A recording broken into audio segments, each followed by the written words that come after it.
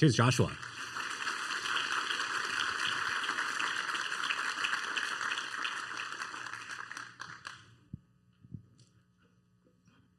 Hi.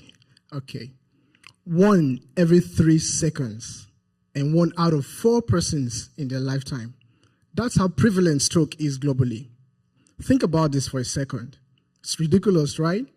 It was not until the death of my father from stroke that I understood the magnitude of this menace. He was a vibrant man who never lived a sedentary lifestyle. Yet, I watched his illness deteriorate from a mere weakness of arm and slurring of speech to complete paralysis on the right side of the body, difficulty speaking and swallowing, sepsis, and then the unfortunate death. Several research studies link the occurrence of stroke to blood-brain barrier leakages. For a second, I would like you to imagine your brain as a bank with a strict security system, allowing only authorized personnel and verified customers into the bank and preventing unwanted intruders and criminals. Your brain works exactly this way.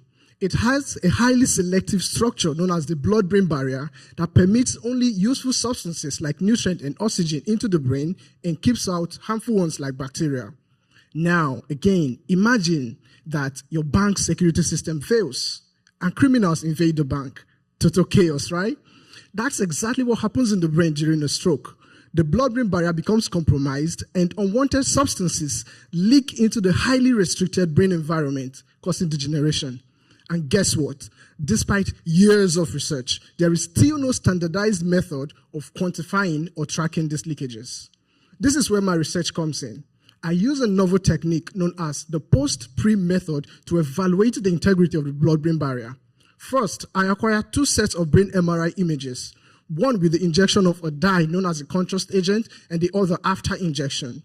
Then, using a spectral computer algorithm, I compare these 2 images, focusing solely on the brain tissues and excluding the blood vessels.